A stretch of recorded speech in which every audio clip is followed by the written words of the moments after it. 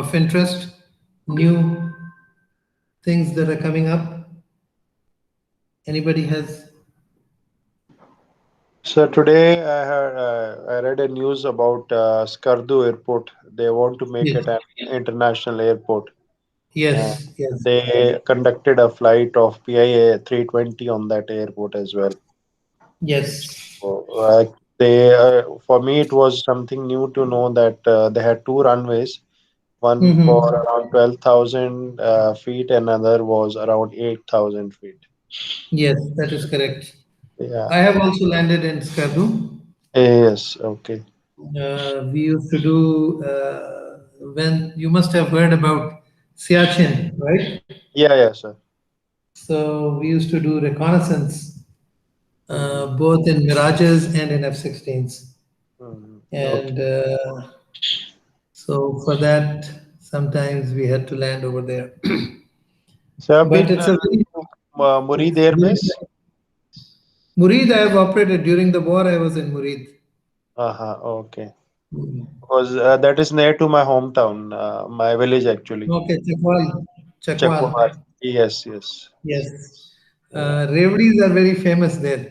Yes, Revdi in this cold season it's very famous, but in summer you Yes, don't get yes, that's correct.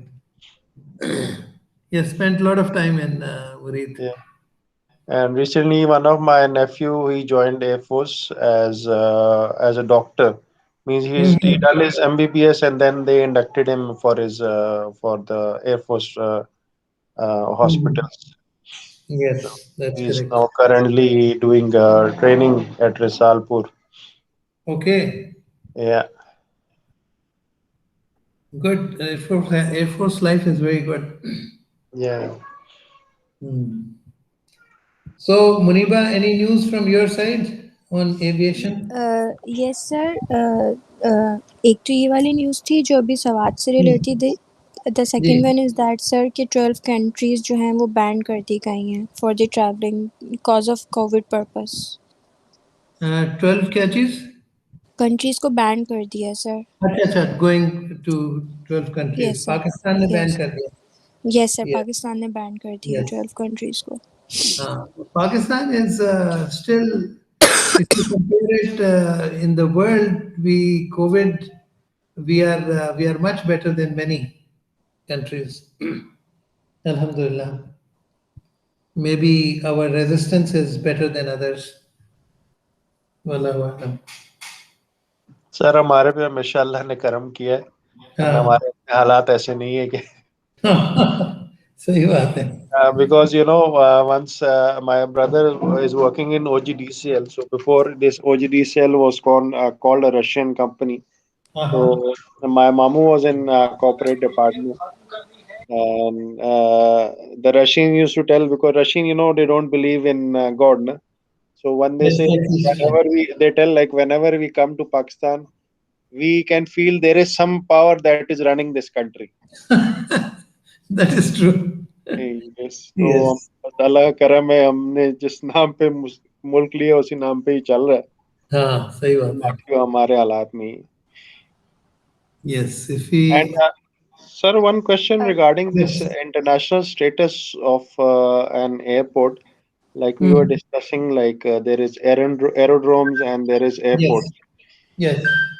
so the aerodromes can be made as airport as well right Provided you have immigration facilities there. That, Ghaffar, ma'am, I'm in the class. I'll talk to you later. Unless there's something urgent, okay? Thank you. Yes, so all you have to do is basically apply so that the all the organizations know about this airport. ACI, Airport Council International. That is the body that is looking after all the airports of the world. And then, of course, it goes into various forms and publications. Like Jepson is one very famous publisher that gives all the pilots and people associated with flying about information about all the airports. and their landing procedures, their length, width, etc., etc. And if it is international, then obviously it has to be known to everybody that yes, this is international. And then, of course, you have to have certain facilities, and also, most importantly, immigration, taxation, and those kind of things. Mm-hmm. All right. So that's the main difference. Okay. All right. Let's see who is here. Haris is also here, joined in. Okay, inshallah, I'm going to start. Haris, any news from your side?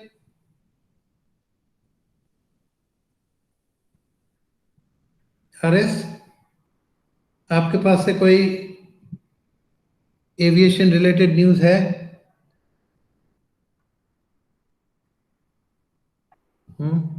नहीं? Can you hear me? Haris, आपको आवाज आ रही है?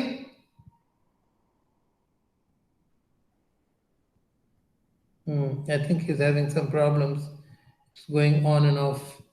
Anyway, I didn't change this. This is an old one, so I'll just okay. Travel bubble की बात की थी. Anybody remembers what is travel bubble? This is a new concept. जिस तरह आजकल लोग बात करते हैं ना, new norm, right? Everybody talks about new norm. सुना है ना आप लोगों ने नाम? न्यू नॉर्म किसको कहते हैं? अनीबा? Yes, sir, but अभी मुझे याद नहीं आ रहा है सर. सुना है, I've heard about that. New norm. New norm. जब ये कोविड का सिलसिला शुरू हुआ, right, then Yes, sir.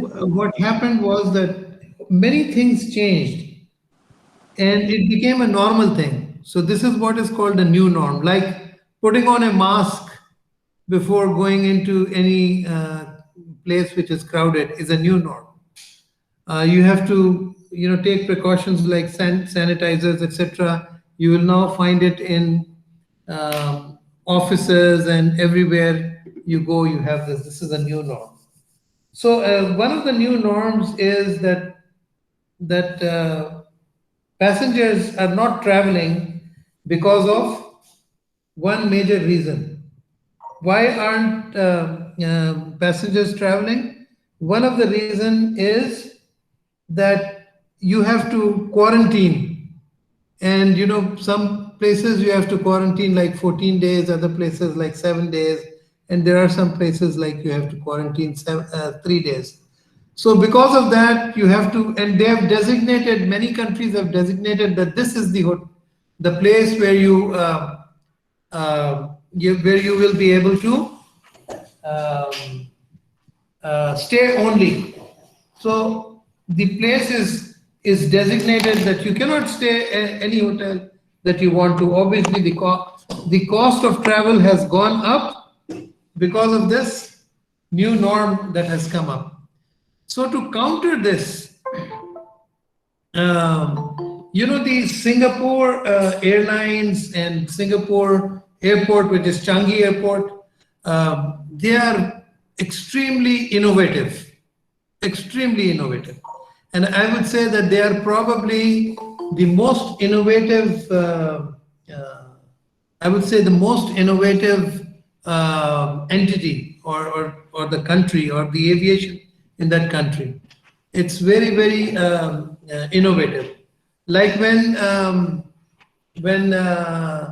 it all started, basically COVID-19, then all the airports were, closed down.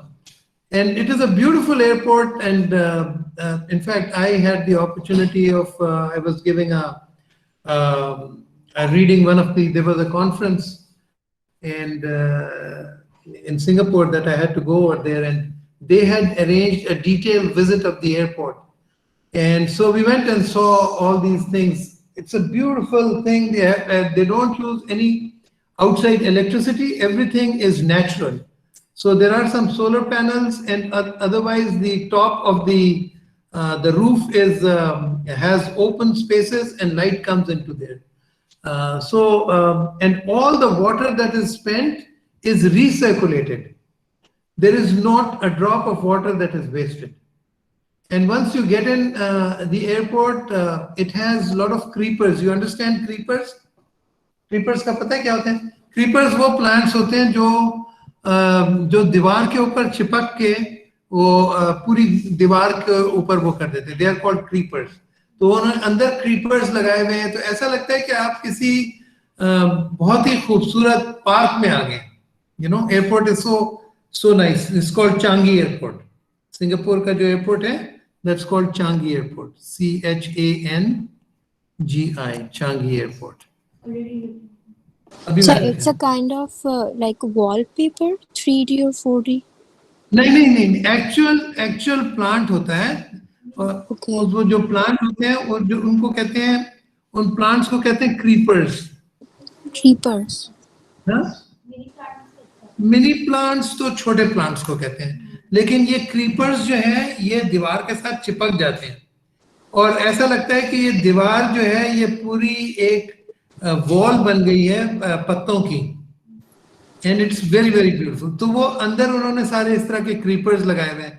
फिर उन्होंने छोटे छोटे नहरें बनाई हुई हैं, उसमें से पानी गिरता है, फॉल और ये वो. तो you know, it is one of the most beautiful airports in the world, one of the most beautiful. लेकिन मैं आपको जो बताना चाह रहा हूँ कि उनकी इनोवेशन के ऊपर आप देखें, ये तो एयरपोर्ट तो बनाया ही बनाया. जब ये कोविड-19 का सिलसिला शुरू हुआ, they said it's such a beautiful place and it's all empty. You know, airport के ऊपर बहुत जगह स्पेस होती है और ओपन स्पेसेस होती हैं, राइट, क्यूज लगती हैं और डिफरेंट एयरलाइंस के लिए अलग अलग काउंटर्स होते हैं. तो उन्होंने क्या किया, वो सारी जगह को साफ करके उन्होंने स्केटिंग पार्क बना दिया. अब वो लोग आ रहे हैं, स्केटिंग कर रहे हैं वहां पर, and they are making money also and people are enjoying also. So they also did it on their ramps और ये दूसरी जगहों पे जहां जहां पे कर सकते थे. सो कहने का मतलब ये कि इन्होंने बहुत इनोवेशन से बिजनेस को अपने बढ़ाया है. मैंने शायद पता नहीं आप लोगों को पहले बताया या नहीं बताया, एक मेरी रिसर्च पेपर मैंने लिखा था, एम्स्टर्डम में मैंने पढ़ा था इसको. वो मैंने कंपेयर किया था सिंगापुर को और कराची एयरपोर्ट. लोगों ने कहा यार ये तुम क्या मतलब एप्पल्स एंड ऑरेंजेस कर रहे हैं, कहाँ सिंगापुर और कहाँ कराची. मैंने कहा जरा गौर से देखो और गौर से तुम इसको समझने की कोशिश करो. 1970 में Pakistan's aviation was twice as much as Singapore. और एक बेंचमार्क होता है जिसे बेसिकली ये पता चलता है कि ये इसकी एविएशन कितनी बड़ी है, और वो है number of passengers travelling in a year. You know, कितने लोग जहाज में बैठते हैं और उतरते हैं. तो उस वक्त पाकिस्तान में 1.5 मिलियन लोग ट्रैवल करते थे इन 1 ईयर. 1970 की बात हो रही है. और सिंगापुर में 0.73 थे, ऑलमोस्ट हाफ. मैंने कहा उस वक्त ये पाकिस्तान जो है वाज वे अहेड, और पाकिस्तान ने सिंगापुर एयरलाइन को बनाया. पाकिस्तान ने 29 डिफरेंट एयरलाइंस की सपोर्ट की और बनाया, including Emirates and Malta airlines and so many other airlines. तो उसके बाद ऑफ कोर्स इन्होंने एम्फेसिस दिया एविएशन को. इन्होंने उनका जो लीडर था उसका नाम था Lee Kuan Yew. He was the founder. तो ली क्वान यू, मैं इधर लिख देता हूँ, ली क्वान यू, YEW. तो ली क्वान यू था, उसने कहा कि भाई I will bring Singapore to be the one of the best in the entire Asia. तो उन्होंने कहा कि भाई आपको तो बहुत पैसा खर्च करना पड़ेगा. And he said yes, we will spend millions and billions of dollars, but we will have the best of the airport and the best of the airline. लोगों ने कहा कि भाई आप इतना पैसा कर रहे हो, इतना छोटा मुल्क है, that you can actually drive from one end of the airport, of Singapore to the other side in just 45 minutes. अब कराची में पाकिस्तान तो बहुत दूर की बात है, सिर्फ कराची में एक कोने से दूसरे कोने में 1 घंटे से ज्यादा लग जाएगा आपको, ठीक है। तो ये पूरा मुल्क इतना छोटा है। लोगों ने कहा कि आप इतना पैसे जाया कर रहे हो, ये सारे डूब जाएंगे। उसने कहा no, this is what he said, this is what is going to take off Singapore. लोगों ने कहा कि भाई वो कैसे? फिर उसके बाद उसने बताया जब ये ग्रोथ आई, then he wrote a book from third world to first, बहुत मशहूर किताब है। I have that book, maybe I can share it with you guys. So anyway, तो मैं बात कर रहा था इनोवेशन की। अब इन्होंने, और हम बात कर रहे थे ट्रैवल बबल की। Travel bubble, you know what is travel bubble, right? Travel bubble क्योंकि लोगों ने ट्रैवल करना बहुत कम कर दिया because of people being quarantined at the other end. तो उन्होंने ऑस्ट्रेलिया के साथ बात की कि यार बहुत से ऐसे लोग हैं जिन्होंने अपना आप को वैक्सीनेट कर लिया है, वैक्सीनेशन हो गई है, और आप उनके टेस्ट भी कर लेते हैं। So why not, instead of quarantine, उन लोगों को सबको आप अलाउ करें और हम लोग आपस में एक अंडरस्टैंडिंग कर लेते हैं कि ऑस्ट्रेलिया के लोग सिंगापुर आए और सिंगापुर के लोग ऑस्ट्रेलिया जाए, and no quarantine, because these will all be selected people, ठीक है। तो इन्होंने एक बबल, इसको कहते हैं travel bubble. So this concept of travel bubble is also a new norm, एक नई चीज उन्होंने क्वारंटीन के बाद ये शुरू किया। So this is what I briefly talked earlier also, I think. ठीक है, ये बात समझ में आ गई? No? Okay, good. Parvez has just joined in. I can see. Parvez, any idea? Can you just very briefly introduce yourself? Parvez Dahri. Hello? Parvez, can you hear me?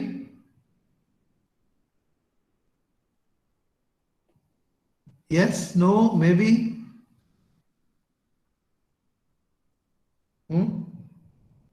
All right. Anyway, Mazhar, आपको आवाज आ रही है?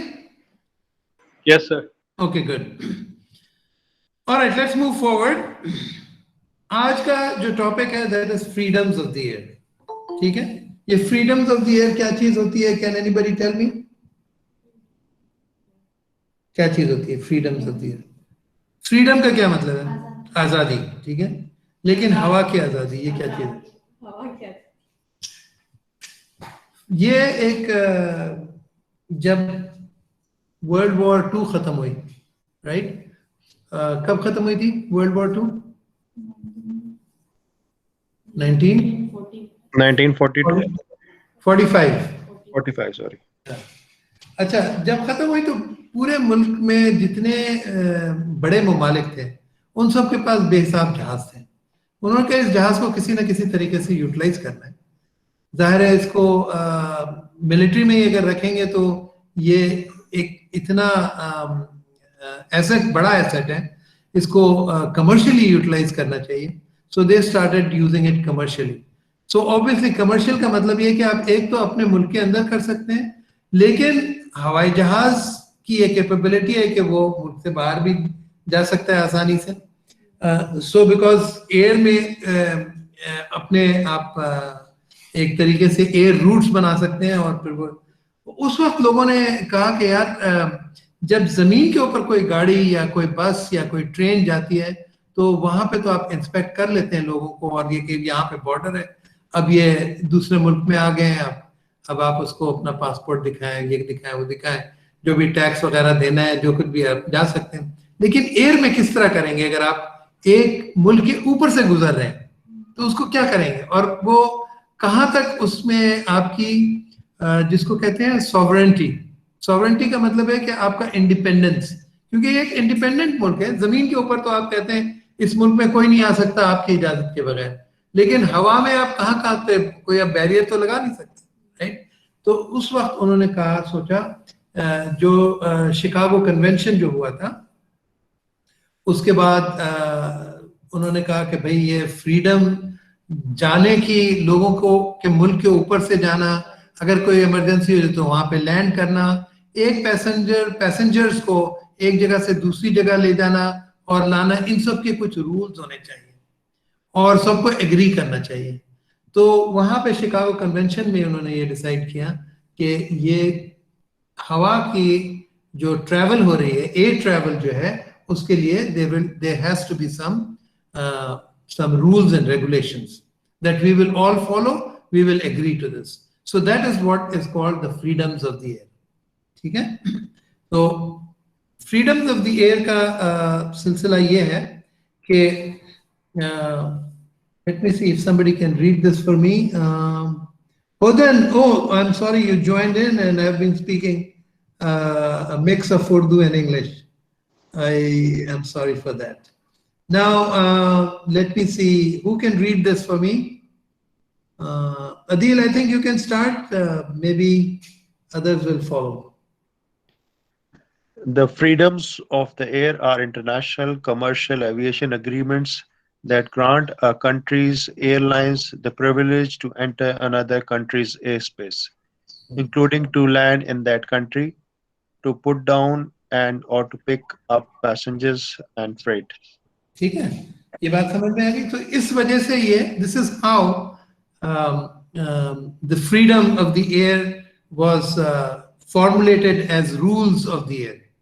Okay, and they were formulated at an international gathering in Chicago, जिसको what we call Chicago Convention, right? And that happened in 1944. So just before the Second World War was happening, aviation people, they said that we need to have this. Okay, and there are a total of about 9 freedoms. There are total. So is it the same year then when ICAO came into being? ICAO also was a result of the Chicago Convention, yes. And then later on, the IATA also, the airlines got together and they said, we need to form an association. So yes, Chicago Convention is one of the major, I would say, conferences that have brought about a major change in the aviation industry. Okay. So there are 2 types of agreements. One is called the transit agreement. What does this word transit mean? When we say the word transit, what does it mean? Change. Transit means? Here, transit. Sir, Ji. the action of passing through Yes. or across a plane. Yes, Haris, you are right. Transit का मतलब है आप किसी भी चीज में से आप sorry Hudan, when I speak Urdu unconsciously, you can stop me, okay? I will repeat it in English. All right. So transit means that you are moving from one place to another. That's transit. Now here in this freedoms of the air, transit means that the aircraft is transiting. It is touching down and maybe refueling or whatever and then going. It's not carrying passengers to be transported there. That means passengers cannot get off there and new passengers cannot come into the aircraft. That is a transit. Okay. Also, when you go to the airport and you are going from one connection to another, for example, you're going to London, right? But you're going through Dubai. So Dubai may be a transit for you. So you may not get out of the airport at Dubai. You will be given a transit lounge where you will stay for some time and wait for your other aircraft that will take you from Dubai to London. That is also called a transit. Okay, so you're not really getting off. So there are 2 types of freedoms which are called transit, and there are not about exactly 7 types which are called transport agreements. Okay, transport agreements. Transport agreements basically mean that you can actually drop passengers and pick up passengers. Okay, that's a transport agreement. So these are the 2 major categories of freedoms of the air. Okay, I will explain each of them in a moment. But just to give you an overview, so these are the 9 freedoms. The first 2 freedoms are called transit rights or transit freedom, and the next 7 of them from 3rd to 9th are called traffic or transport. Either way, you can call it traffic rights also. All right, and 5th, 6th, and 7th are called beyond rights, and 8th and 9th is called cabotage. 8th and 9th is called cabotage. So I will explain each one of them in the subsequent slides, and all of them are important, because if you get into the aviation business and you will hear these terms very often, especially when you're planning something new, like you're making you're planning to go to a certain place. You have to see, does this country have the freedom of right, freedom 1, freedom 2, 3, 4, 5, and so on. So accordingly, you can plan. You cannot just plan anywhere you like. So the first freedom is very simple, and it basically is the right or the privilege in respect of scheduled air services granted by one state to another. State means the country. From one country to fly across its territory without landing. Okay. So, for example, you are going from Pakistan to, let us say, Turkey, right? And in between, there could be countries which are coming in, like Iran could be coming in between. Maybe just before Turkey, Syria, a portion of Syria, you may be flying over it.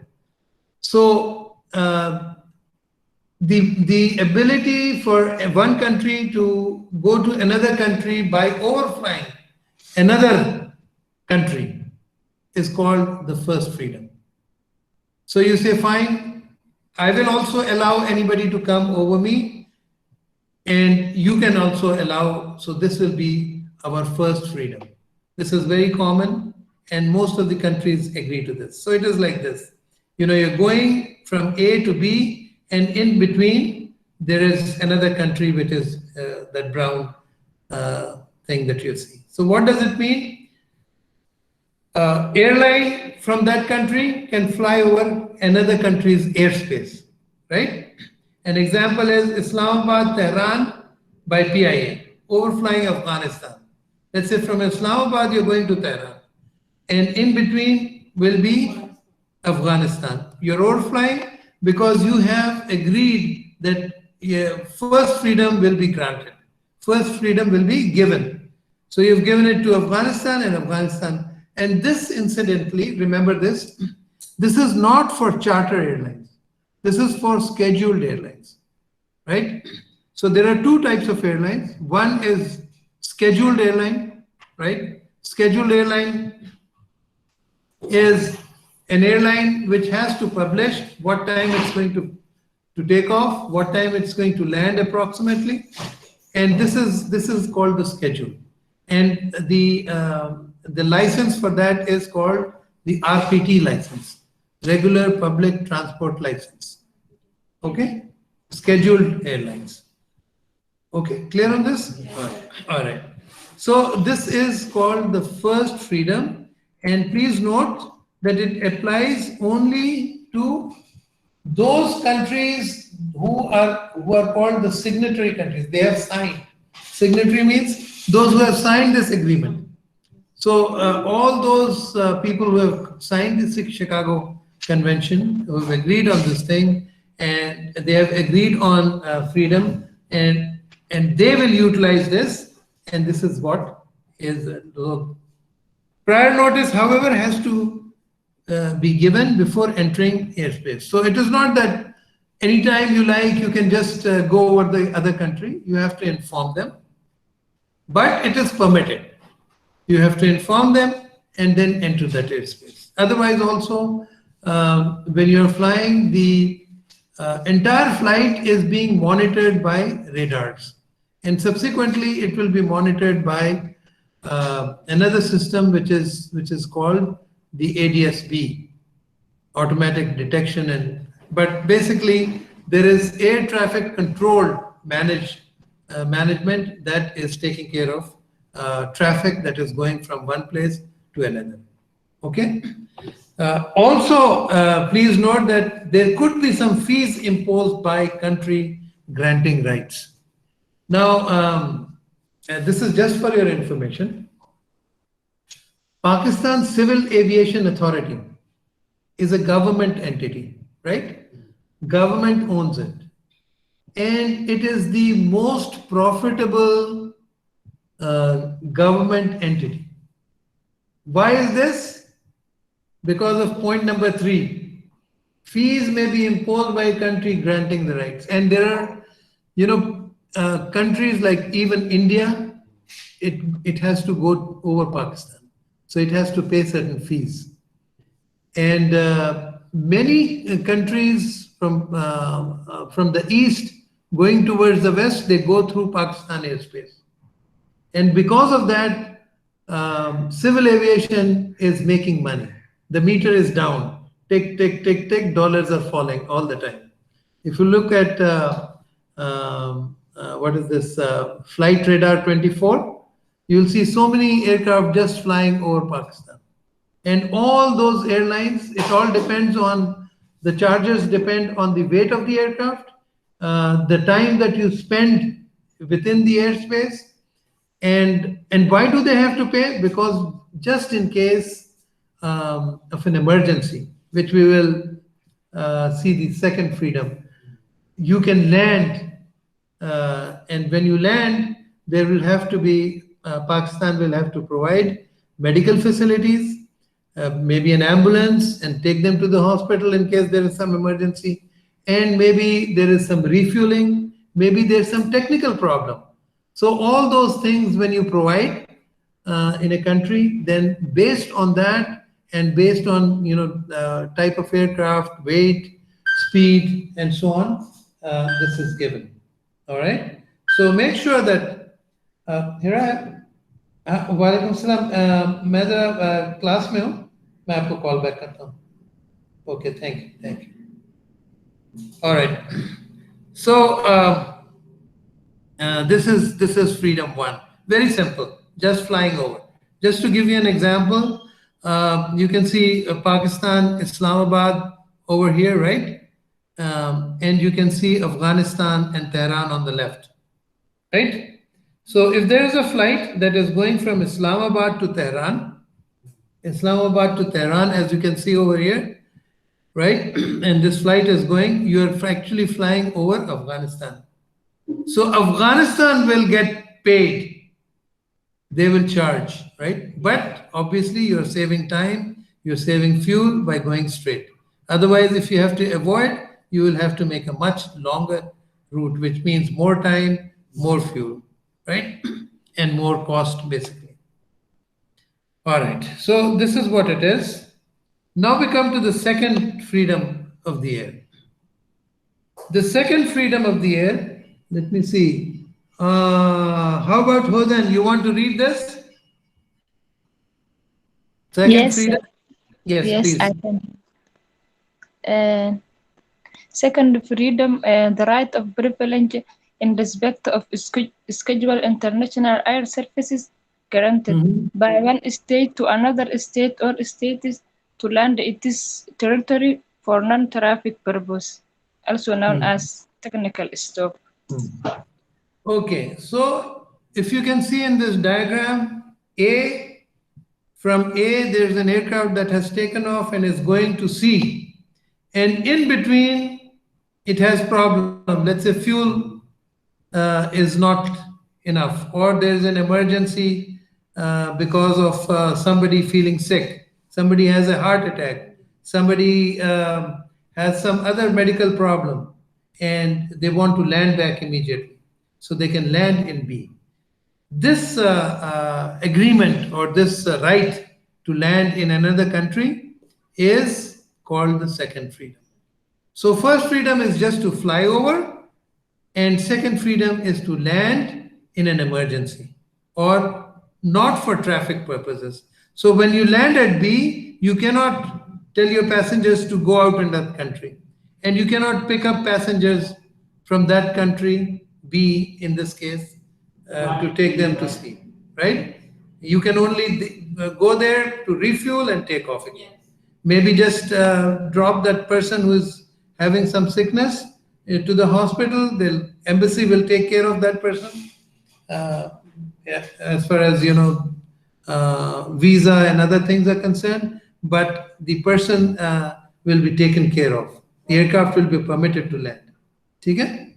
What actually meaning of non-traffic purpose? Non-traffic purpose. That means traffic means picking up passengers and dropping passengers, right? So non-traffic is no passengers to be picked up or dropped. That is non-traffic. All right. So it means the right for an airline to land for maintenance, like there's an oil problem, for example, or engine is making some noise. They want to land and get the engine checked. They can do that. Or refueling. The fuel has gone low. But you cannot unload any passengers and you cannot pick up any freight. Okay? So if you're going from Islamabad to Tehran by PIA, stopping in Kabul with the example I gave you for maintenance or refueling will be fine. Okay, this freedom applies to the signatory states. Prior notice has to be given. Okay, obviously you have to take permission that I'm having some problems. There's a passenger who is complaining severe pain in the stomach or whatever he had. We need to land back immediately, and then of course you can land. And of course there is some fees for this, whatever it is. So clear, these two freedoms were called the transit freedom of transit. Now comes the what is called the IASTA, and IASTA is Air Service Transit. Oh, sorry, I'm just repeating the whole thing. The first and two is called the Air Service Transit Agreement, or IASTA. We already talked about transit, right? So this is the term that is used for transit agreement, IASTA, International Air Service Transit Agreement. And this was also started in Chicago, right? However, some countries did not agree. Russia, Canada, Brazil, and they said, we don't agree that we will allow everybody. So anybody wants permission, they should deal with us one-to-one. So these three countries or four countries, something like this, they did not agree to this. Other than that, everybody agreed. Also, at that time, the range of the aircraft was limited. So if you had to go for a long distance, you had to land because of refueling. Because you had to land, refuel, and then take off again. But now, most of these aircraft can fly for 14, 15, 17, even 18 hours straight. Okay? So you really don't need because of fuel. So that is something to be kept in mind. These are some of the places which made at that time a lot of money because of this, like Shannon in Ireland. This REYKJ, this is called Reykjavik, and this is in Iceland, Reykjavik. Now, all the planes that went from Europe to North America, they had to land at one of these two places, 3-4 places. And because of that, the airport, would charge and they would make a lot of money. But now they don't make money because all these planes are flying straight. They don't need to land for refueling. Okay? So this is just for your information, that because of that opportunity there, these Anchorage, Gander in Canada, and these places in Alaska, Anchorage is in Alaska, right? You can see it on the map here. They made a lot of money. And Shannon became one of the richest airports just because everybody would land there, refuel, and then take off. But now nobody lands there.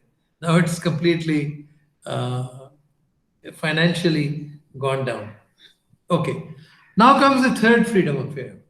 Here comes, we are now talking about,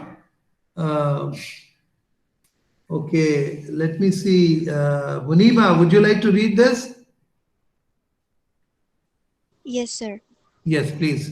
Third freedom right, the Third right freedom. or privilege Hmm. in respect of casual international air services granted by one state to another state to put down in the territory of the first state traffic coming from the home state of the carrier.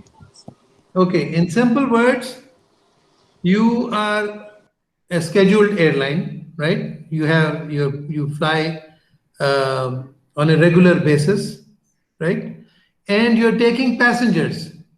So to take passengers from place A to place B, that right is called the third freedom. Very simple.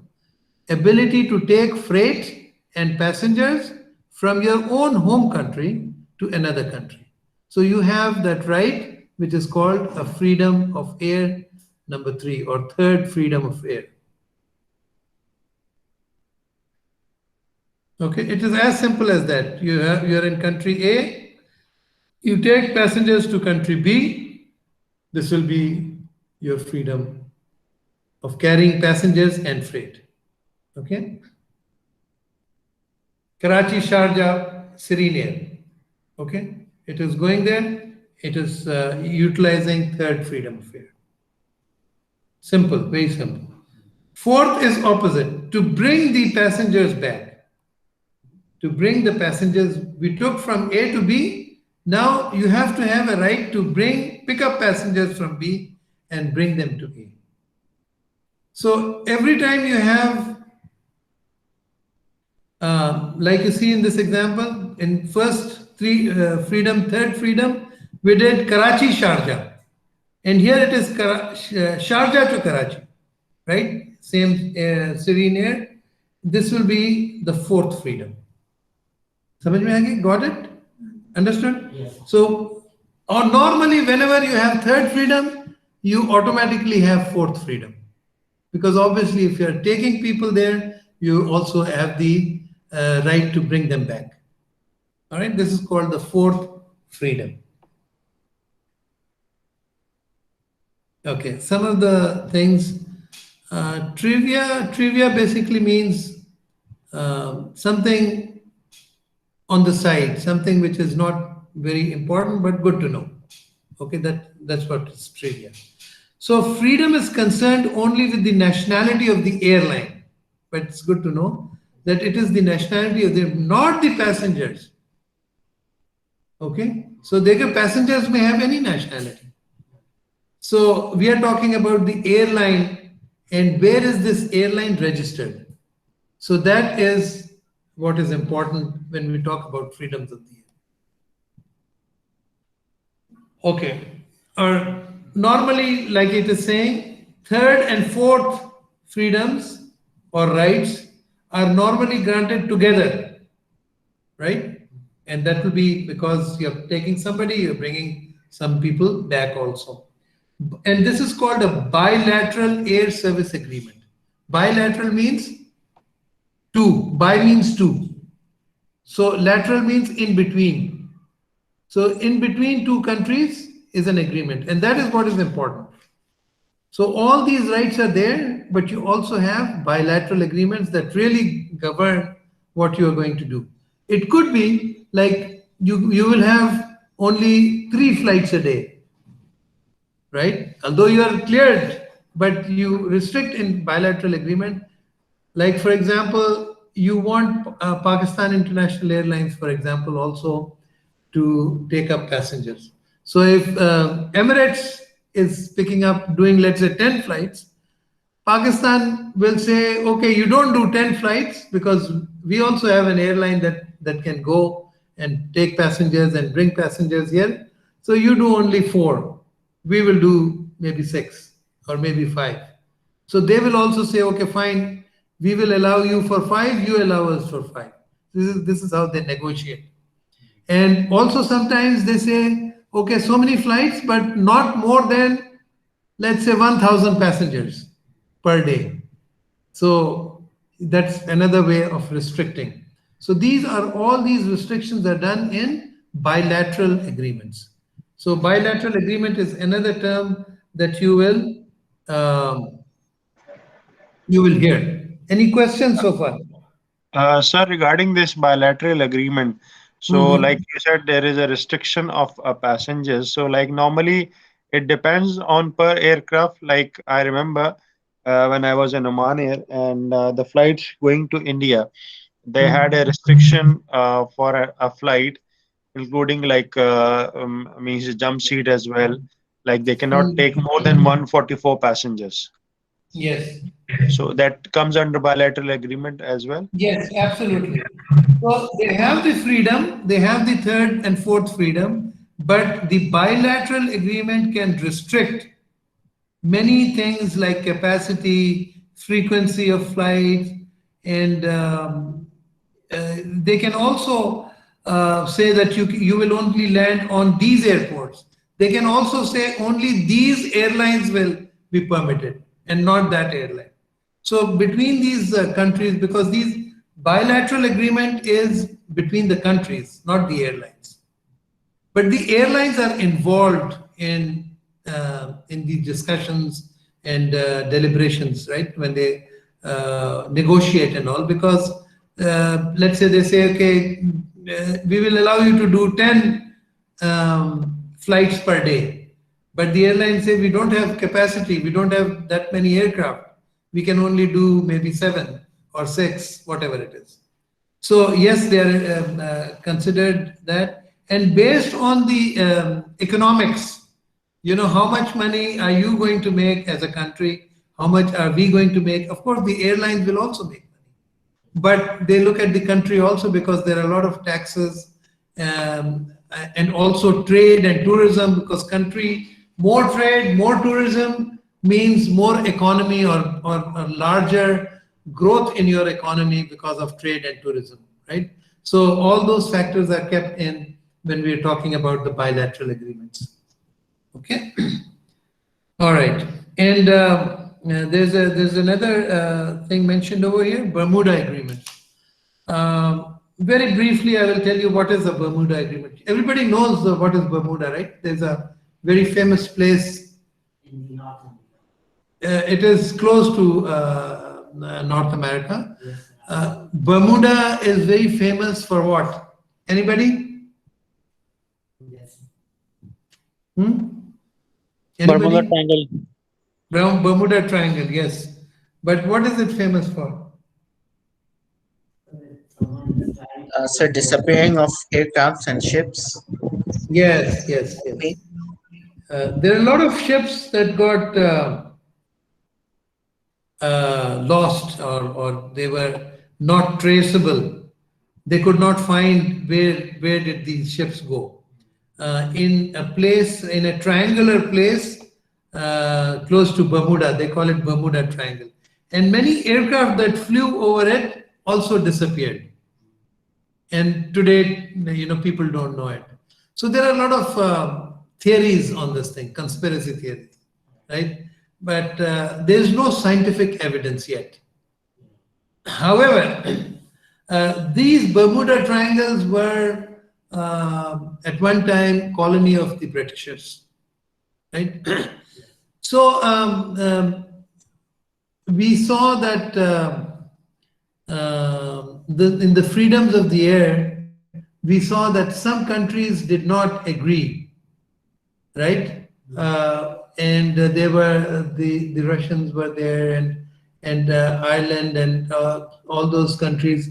Similarly, they said that because they have a lot of aircraft and they are traveling so much and others are not. So like Americans and Britishers, these were the two big powers in aviation, right? In terms of number of aircraft and the growth in aviation. So they said, why should we agree with everybody? We need to make more money because we need to have more privilege. So they did not agree on some of these things, and they said, let's discuss this. And that is when they said, okay, we will discuss this not in America and not in UK or British. We will select a place in between. So they selected Bermuda, and then they came up with all these bilateral agreements. So that's the history behind this. Okay, now we come to, are you clear on first freedom, just flying over it? Second freedom, landing in an emergency, refueling, or somebody falling sick, right? So third freedom, taking passengers from your home country to another country. And then fourth freedom, bringing people back from fourth to your home country, right? So that is the fourth. Now we come to fifth freedom, okay? Okay, let me see, Nida, you're Nida, right? Okay, Sidra. I confused the two sisters sitting with me. I have 3 students right now. She will read this for you. Go ahead, read it aloud. The fifth row, 7 freedoms are also known as beyond right. Beyond rights. Yeah. Okay. Beyond rights allow the carriage of traffic between the sometimes within the country that are foreign to the airlines that are foreign to the airlines. Foreign to the airlines that operate. them. Yes. Okay. What does it mean? It means that you can go beyond those rights. Like, let's say from here, you're going to Turkey, but from Turkey, you want to take them to London, right? So you're extending your third right, freedom right, to another country also. So that's the fifth freedom. So that is called beyond rights, beyond these rights. So let me read this again. Between sometimes countries which are foreign to the airlines. Okay, let's get to the fifth freedom so that it becomes even more clear. Now this is, Nida will read this for me. Yes, loud, speak loud. Fifth freedom, the rights of privilege in respect of scheduled international air services granted by one state to another state to put down and to take on in the territory of the first state, traffic coming from or destined means going to a third state. Third state. So in the example that I gave you, let's say you're going from here to Turkey, okay, and from Turkey you want to go to England, or from Istanbul to London, let's say, okay. So you have third freedom, which is taking you from Karachi to Istanbul, but you extend that further to London, that becomes your fifth freedom, okay. So this is a Singapore example. SIN is Singapore, NRT is Narita, which is in Japan, and LAX is Los Angeles. So Singapore Airlines, if it is flying from Singapore to Narita, which is Japan, and then it is going to Los Angeles, which is in America, right? So it is extending its third freedom right all the way to Los Angeles. The right to fly between two foreign countries on a flight originating or ending in one's own country. Okay, so let's say A is Singapore and B is Japan and C is America. So you're either going or coming. This is the fifth freedom. So both, fourth and so it's a combination of extension of third and fourth freedom. Okay, combination. Fifth freedom is a combination of third and fourth, and extending it to another country.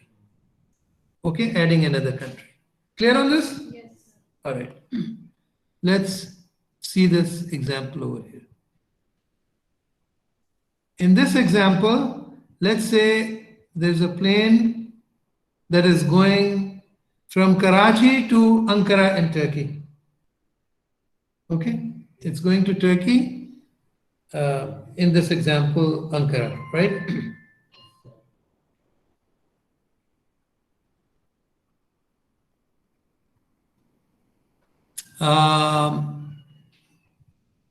But before that, it lands somewhere in Iran, and from there it goes to Ankara. Then it becomes fifth freedom.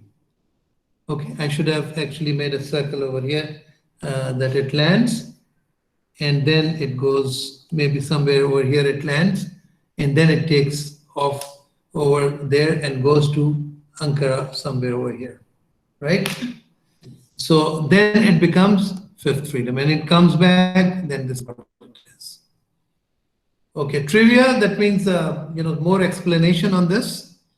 Is fifth freedom rights are highly desirable to airlines. Obviously, airlines want that they should have fifth freedom rights, as segments can be tagged on to an existing flight, giving the airline the traffic rights to pick up passengers and carry them to a third destination, which can help feed more segments. That means they can make more money, right? Hence, increasing profitability. Integrating fifth freedom right into overall airline network strategy is fairly complex, but when leveraged effectively with a well thought out strategy, these rights can help develop new markets, promote the airline brand, and deliver overall profitability.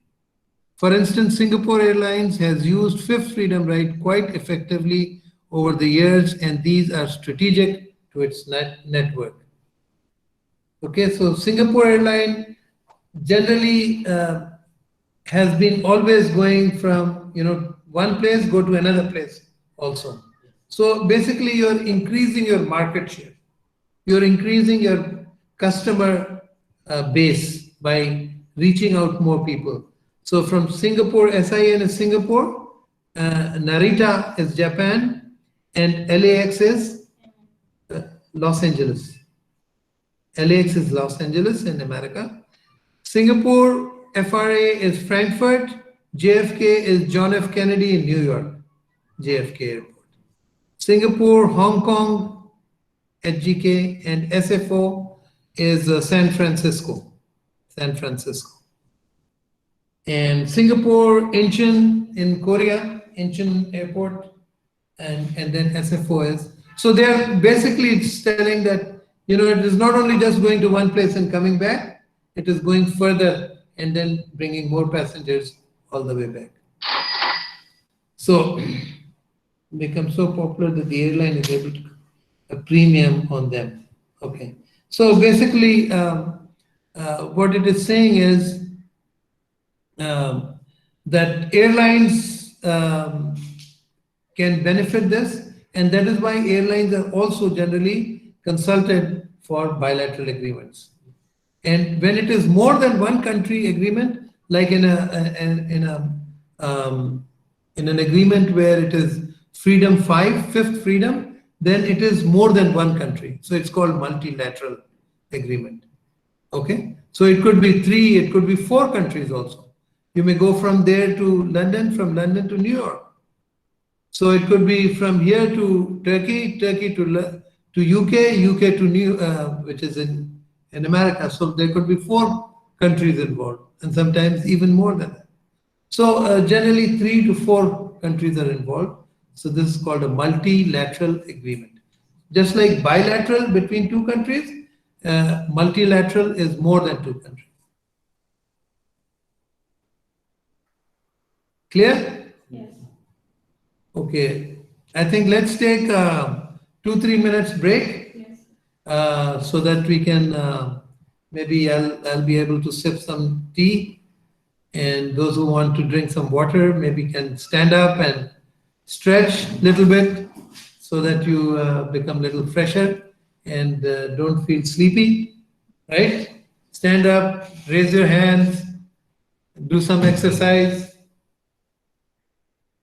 and we'll get back in, let's say 2-3 minutes, 4 minutes maybe.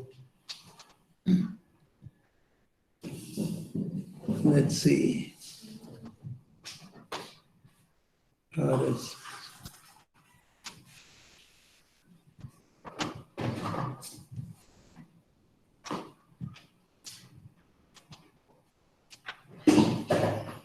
Guys, students, if you want tea, coffee, green tea, water, it's all available. I mean, those who are here. I cannot give it online.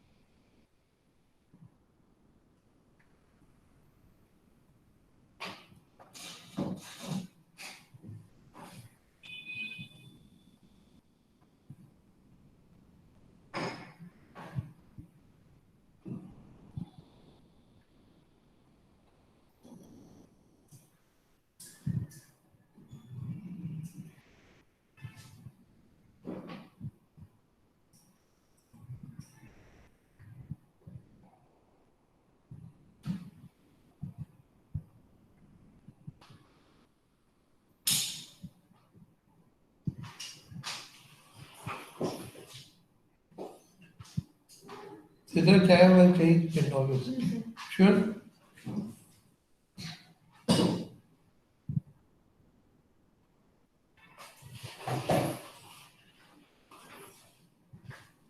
Parvez नहीं आया गाँव गया हुआ था अच्छा बहुत ज्यादा गाँव जाता है हर वीकेंड पे जाता हम्म आ गया अभी ऑनलाइन ले रहा था मेरे ख्याल से नहीं रिसेंटली पहुंचा आया था परवेज टाइम पे हाँ he was there okay yes come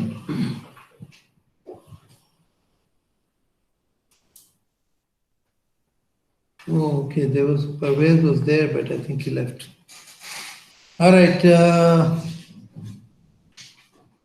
okay slow and steady I think we can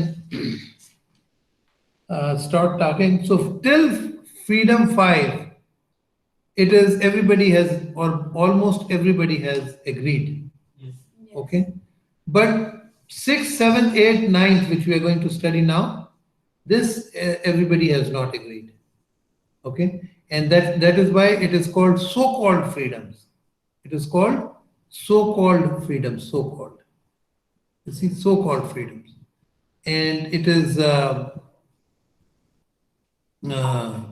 sometimes called unofficial freedoms so-called freedoms although it is something that people proposed but everybody did not agree so it is called so-called freedom okay and this is what we are going to study now okay sixth freedom right is the right or privilege in respect of scheduled international air services or transportation via home state of the carrier, traffic moving between two states. What does this mean? Suppose this is your home base, right? And there's a country which is here, which is, let's call it A. And there's a country which is B, somewhere here, right? So you tell people that we can pick up people from A and take them to B. You can, but you cannot do it directly. So you have to take it home and you have to take it like this. So anytime you're picking up passengers, bringing them home, and then taking them to the other country. Okay, then this is called the sixth freedom. This is called the sixth freedom right. Bringing them home and then taking them. For example, Emirates is very frequently they advertise from Karachi to London. But they take them to Dubai first, and from Dubai they will take them over there. Right? This is utilizing sixth freedom. Right? And why would they not do it straight from here to here? They have no freedom also.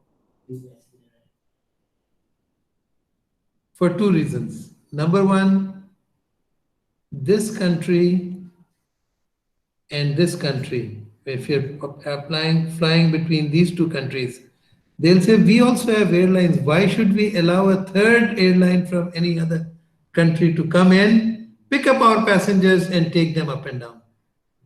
Right? So they don't allow. Generally, it is not easily permissible sixth. But countries have sixth freedom right. They'll say, fine, we'll also give you sixth freedom right. You also give us sixth freedom. And then they bring them to their country. And then they can advertise. They can advertise because they have sixth freedom that we will take people from Karachi to London, for example. They can advertise without mentioning that they will have to go to Dubai. Okay? So this is basically sixth freedom right. So you're taking from C, you're taking to A is your home, and then you're taking people to C. This is your sixth freedom. Okay?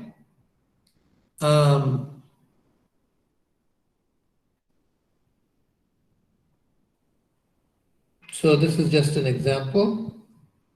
Most of the Middle Eastern, Emirates and Ittihad, they follow this. Then comes another very interesting one. Oh, this is a little discussion on this. A carrier that has been granted the third and fourth freedom, but not the sixth freedom, cannot advertise through flights with a single flight number and a single coupon from B to C via its home country A.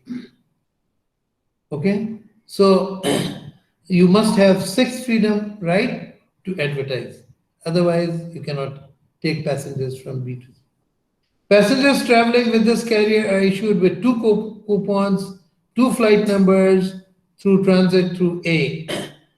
If you don't have sixth freedom right, you'll give two tickets, one from that country to your home country, and then from your home country to another country. Because it may have third and fourth freedom rights. So it can bring passengers from C to A, like over here, let's see. You can bring people from C to A. This is fourth freedom right, bringing people into your country. And from A to B is third freedom right. So it can exercise this. But if you're exercising third and fourth, you have to issue two tickets. You cannot. But if you have sixth freedom right, you can just advertise, we'll take people from C to B. Got it? Okay. Up until 1990s, some airlines were forced to pay revenue compensation to third and fourth freedom carriers for stealing traffic through sixth freedom like activities. Up until 1985, MH is Malaysian Airlines, was paying British Airways, BA, a royalty of $50 for every sixth freedom passenger. So, unko, they would pay them. Is Hodan there? Then I can speak in Urdu, right? Let me see. I don't see Hodan is left, so baat kar sakte hain. Okay. So MH is effectively carrying traffic UK to Australia via Malaysia, for which it does not formally have the traffic rights, the sixth freedom right. So अगर आपके पास sixth freedom नहीं है, तो फिर आपको compensate करना पड़ेगा पैसे उनके passengers आप. Seventh freedom is also very interesting. Seventh freedom क्या है कि like overseas you can see A, right? आपका airline is registered in your home country, right? For example, PIA, but it operates between, let's say, Dubai and Dhaka. If it is operating between Dubai and Dhaka, then it is exercising seventh freedom right. But generally, nobody gives seventh freedom right, generally speaking. Okay, I will tell you where it is being used, but at this point in time, you can just remember that most of the countries do not. Why? Because Emirates will say, why should PIA come and pick up our passengers? Bangladesh Airlines, Bangladesh Biman is their airline. They'll say, why should PIA pick up we have our own airline, we will take them to Dubai if they want to, right? And they have a bilateral. So seventh freedom is done very, very rarely. Okay, but now I will tell you where it is being used. Okay. Okay, France, Lisbon by Irish company. This is both in Europe. In Europe, things are different. European Union are treating this whole Europe as one area, as far as one country, as far as aviation is concerned. So from Germany to France, or from Ireland to Amsterdam or Netherlands, or all these countries, like Ryanair is traveling like this, making this thing. So they are the ones utilizing the seventh freedom right. So depending upon wherever the traffic is there, or there is a need, or there is a demand, then they will put their aircraft. All right. The liberation of European airspace allowed seventh freedom right, as airlines are now allowed to fly through Europe. Example, Ryanair, okay, as I told you just now, an Irish airline could operate solely between Germany and Portugal. So these are two different countries, Germany and Portugal. And the Ryanair is basically registered in Ireland, right? But it is flying because Europe has a totally different thing. The tremendous provided by seventh freedom right enables increased competition, therefore reduced airfares and increase the quantity of air travel demand. Okay. Now the last thing I told you is called cabotage. Cabotage. Okay.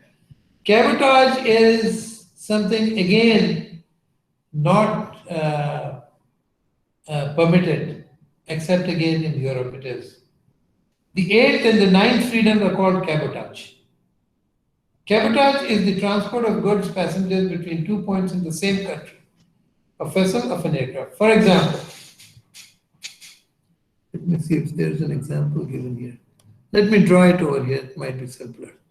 Let's say you have, this is your home country, H, right? And this is another country, which is, let's call it country A. And it has an airport here and it has an airport there, right? The two airports. So this country says, okay, PIA, you go to Turkey and fly between Ankara and Istanbul. So it is flying between Ankara, Istanbul, Ankara, Istanbul. So why should Turkey allow it? This is called cabotage. But in Europe, it is done. Also, in New Zealand, it is done with Australia. Australia, and they have an understanding. Australians, New Zealanders can come over in Australia and do this thing. Otherwise, no other country allows that. That a third airline from another country comes and flies within the two cities. So the difference, seventh freedom is between two countries. Eighth freedom is between two cities of one country. Right? Ankara and thing. Like Emirates cannot come and fly between Lahore and Karachi. It can go from Karachi to Dubai, Lahore to Dubai, but it cannot fly between Lahore and Karachi. समझ गए? This is called the eighth freedom, and this eighth freedom is also called the eighth freedom.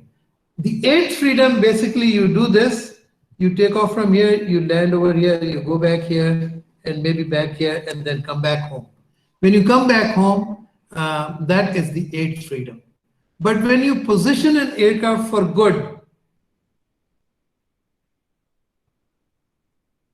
okay, this is giving you the seventh, the eighth freedom, right? But let me show you this. In the ninth freedom, this is called the stand alone. This is called stand alone. That means in stand alone, what happens is that it is all the time operating from there. It is not coming back home. Okay, it is maintenance, everything is being done in, let's say, Ankara or Istanbul, and it is just flying over there, and it is a Pakistani airline. This will be Cabotage, ninth freedom, also called standalone Cabotage or standalone Cabotage. Okay. So that covers all the all the types of freedoms.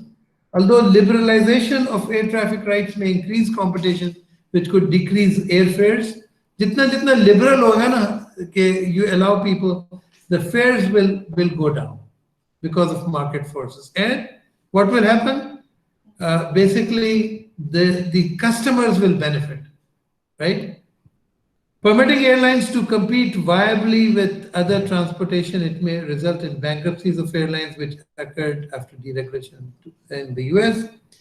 One other example of contraindication of liberalization is, even though governments like, example, Thailand may encourage fifth freedom traffic as a means to promote tourism, there may be reactionary pressure to avoid over-liberalization traffic rights in order to protect their flag carrier commercial interests. Now, flag carrier commercial interests, misal ke taur pe, you want to protect PIA, कि PIA को ज़्यादा rights देने, तो fifth freedom right नहीं दो, मिसाल के तौर पे, इधर से किसी को आगे मत जाने दो, right? तो obviously इससे फिर restriction होगी. So this is something that you have to keep in mind between liberalization. What does liberalization mean?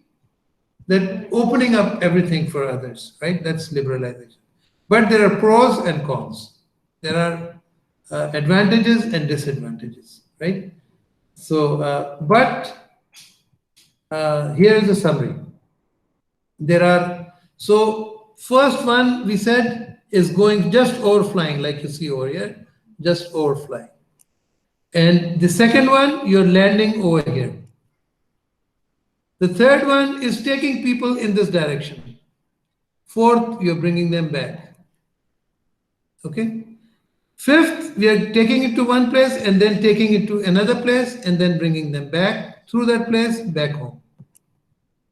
Got it? This is fifth, which is actually an extension of third and fourth. Okay? Now the sixth one is interesting because this blue is your home. Blue is your home. See, on the left is blue. Now blue comes in the middle. Blue is your home. So from country which is red, and you're going to a yellow country, but you're going through your home. And you're bringing them people connecting B and C, which is yellow and red, but always going through B. This is called the sixth freedom, right? Seventh freedom, between two countries. You're from A, which is blue, but you're operating between B and C. This is called the seventh freedom. Eighth freedom is basically you see there are two reds, two places in red. You're operating between them and coming back. And in ninth, you're not coming back, you're just operating between two cities of that country. So eighth is also between two cities, ninth is between two cities, and seventh is between two countries. So this is basically all about freedoms is of the beneficial home country or not? Is- 8 or 9. इन- कोई फायदा होगा किसको? Home country home country को फायदा क्या होगा? Home country को ये फायदा होगा, लेट्स से 7th में और 8th में जो एयरलाइन है वो पैसे कमा रही, और पैसे कमाएगी तो पाकिस्तान में भी आएगा, ये फायदा होगा। लेकिन और ट्रेड भी नहीं हो रहा होगा, बिजनेस भी नहीं हो रहा होगा। लेकिन बात जगहों पे आप कहते हैं कि यार वहां पे उनकी एयरलाइन कोई नहीं है, कोई अगर ऐसा कंट्री है जहाँ पे एयरलाइन नहीं है या बहुत कम है, डिमांड बहुत ज्यादा है, तो आप अपनी एयरलाइन भेज दें, चलो एयरलाइन का तो कम से कम फायदा होगा। So that is what it is. Okay. Now I think it is a very short movie here. Let's see this. Behind any commercial flight is more than a century of political negotiation and accords that dictate who, how, and where airlines can fly. Aviation is one of the most unifying industries worldwide because it is what brings the world together. The beginning of aviation agreements came with the 1944 Chicago Convention on International Civil Aviation. This convention established the UN oversight agency responsible for civil aviation, the International Civil Aviation Organization. The ICAO is recognized by every country worldwide except for Liechtenstein, Dominica, and Tuvalu. Of those, Tuvalu is the sole country to have an international airport, so that means that all but one skyfaring nation worldwide is part of the ICAO. Soon after its inception, the ICAO laid out 5 fundamental rights of aviation, known as the 5 freedoms of the air, which serve as a framework for international aviation agreements. Each freedom has varying levels of acceptance, but every developed country worldwide grants these rights to certain foreign airlines. The first freedom of the air is the right to fly over a foreign country without landing.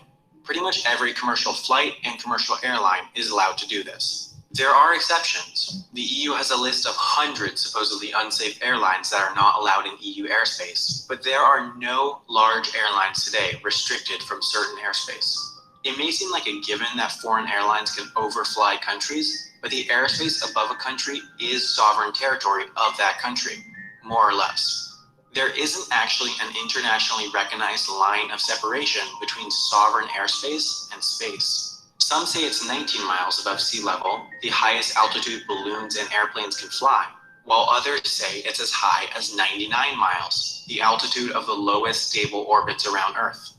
The US classifies anyone who's flown 50 miles or higher above Earth as an astronaut. So that therefore means that the US recognizes 50 miles above Earth as the beginning of space. However, there are instances in which the US hasn't respected sovereignty below 50 miles. When space shuttle missions returned to Earth, they did so much like an airplane, with a slow horizontal descent down to a runway. Their descent paths were so long that they had to descend over foreign nations, such as Canada, below 50 miles altitude. And yet the US never requested permission from Canada to fly in their airspace. Just because airlines are allowed to fly over foreign countries doesn't mean that they can do so without restriction. Of course, they need to be in contact with air traffic control, but they also need to pay what's known as overflight fees. Overflight fees are how airlines pay foreign countries they fly over but don't land or take off in for the use of their air traffic control services. Airlines still have to pay to use air traffic control in countries they land or take off in, but these fees are paid and calculated in different ways depending on the country. Overflight fees are nearly universal. The US, for example, charges $56.86 per 100 nautical miles. You may think that these fees are fairly inconsequential, since the only international flights that really fly over the US without landing are flights to, from, or between Mexico, Canada, and some Caribbean nations. However, the US is actually responsible for a huge amount of airspace, way larger than the US itself. It was allocated this airspace by the International Civil Aviation Organization, and since it provides air traffic control for this area, it also charges overflight fees.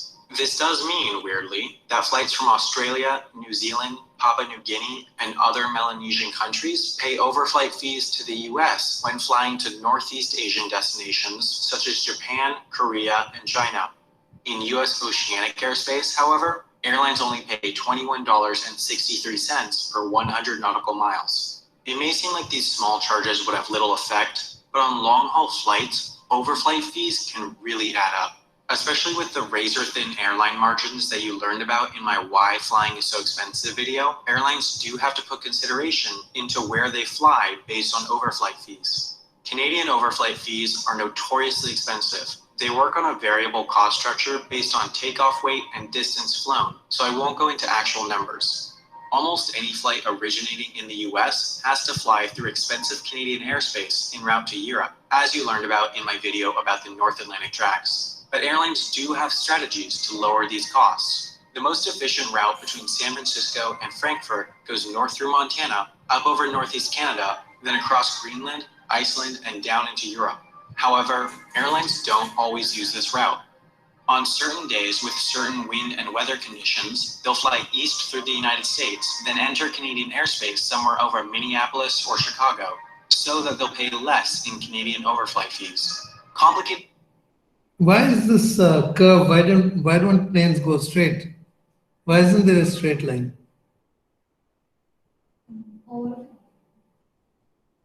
Because the Earth is round. The Earth is round, right? So if you make a straight line, you will be going through the Earth, right? It may be the other country, may be other side of the thing, right? So you have to make it a curve. Route planning software takes all the variables, weight, weather, overflight fees, etc., and figures out which route is most financially efficient, even if it wastes time or fuel. Moving on, the second freedom of the air is the right for airlines to land in foreign countries for technical stops. Essentially, that means refueling. Modern airplanes have ranges of up to 9,000 miles, so there's little need anymore for refueling stops. But in the past, they were crucial for long-haul flights. Shannon Airport in Western Ireland once received hundreds of flights per day, despite being located in an exceptionally rural area. The nearest large city to Shannon, Limerick, has a population of less than 100,000. But geographically, Shannon Airport is the nearest airport to the US. So back when airplanes had shorter ranges, they'd make a stop to refuel in Shannon before continuing on to their continental European destinations. During the era of the Soviet Union, almost no airline had permission to overfly the USSR, so airlines had to literally go the other way around the Earth. Nearly every flight between Europe and Asia was routed with a technical stop in Anchorage, Alaska to refuel. Obviously, this was incredibly inefficient. Today's direct Europe-Asia flights take between 10 and 12 hours, but back when they stopped in Anchorage, they took as many as 22 hours. Despite the huge range of airplanes today, there are still some flights that require refueling stops. Australia and New Zealand are almost exactly on the opposite side of the world from London, so any flight between the two places has to make a stop somewhere. On its London-Sydney flights, Qantas Airlines makes a stop in Dubai, and on flights between London and Auckland, Air New Zealand stops in Los Angeles. It is expected, however, that within weeks or days of this video going up, Qantas Airlines will announce a new direct route between Perth in Western Australia and London with their 787-900 Dreamliners, which would be the first direct commercial service in history between Europe and Australia. This 9,000-mile trek would take an immense 18 hours to connect the two continents. The third freedom of the air is pretty simple. It's the right to fly commercially from one's own country to another country. This is just like Air France flying Paris to New York or Singapore Airlines flying Singapore to Dubai. Almost every international airline is granted this third freedom. The fourth freedom is just the inverse of this, the right to fly commercially from another country to one's own. There are really no instances where the third and fourth freedoms are granted separately. If an airline is allowed to fly somewhere, they're also allowed to fly back with passengers. The fifth and final official freedom is the right for an airline to fly passengers between two foreign countries on a flight originating or terminating in their own country. Now, this is very similar to the second freedom, and the second freedom and fifth freedoms are often, but not always, granted together. With the second freedom, Qantas is allowed to stop in Dubai to refuel, but if they're granted the fifth freedom, Qantas is also allowed to pick up new paying passengers in Dubai and fly them to London. Some examples of this freedom include Air India's New York, London, Hyderabad route, which is allowed to fly passengers between New York and London, Cathay Pacific's Hong Kong, Vancouver, New York route, which is allowed to fly passengers between Vancouver and New York, and Ethiopian Airlines Addis Ababa, Dublin, Los Angeles flight, which is allowed to fly passengers between Los Angeles rights. These are standalone flights in small airplanes. Boston and Baltimore don't even have Norwegian transatlantic flights. Normally a flight like this would never be allowed, but since Martinique is an overseas region and Guadeloupe is an overseas territory of France, they're also part of the EU's single aviation market and the Open Skies Treaty. So, those are the 5, or rather 9 freedoms of aviation. Aviation is a very politically charged and Okay, so we've learned a lot. इसको मैं थोड़ा सा आगे बढ़ा दिया था. We didn't go and get into the details, but I'll put this video again. You can watch it if you like. And as long as you're clear on all these freedoms, you would be able to understand how aviation is working. Okay, so that's it for today. If there are any questions, clarifications, you're more than happy to ask. So I have a question. Yes. Yes, please. So who decides this freedom of air, and how is it decided? Means like it is decided between the airlines, or it is between the civil aviation? It is, in fact, the ministry, foreign ministry is also involved in this. They also look at the economics. So there are a lot of people involved in bilateral, and the airlines are also required to give their input. So it's a very complex and a very important exercise that the government has to take care of. The bilaterals are between the governments, but the government's officials are not completely competent in every aspect of this. Like, because the airlines will be able to tell whether they would be able to, how much they would be able to fly, how many passengers they can carry, what are the timings, etc., because timings are also sometimes very critical. Like, for example, you'd like to go to Dubai, so that early morning flight, so that people can do their business and come back in the evening. So if your flight is only in the afternoon, you have lost the business day. So business people will also sometimes, even Chamber of Commerce people would be consulted. So it's a fairly complex and fairly elaborate discussion on this thing before they arrive at the bilateral and multilateral agreements. And of course, civil aviation finally sort of formulates this whole thing, but it takes into consideration from various stakeholders. Okay, Adil? Clear? Yes, sir. Okay. Yeah, it's clear. Any other question?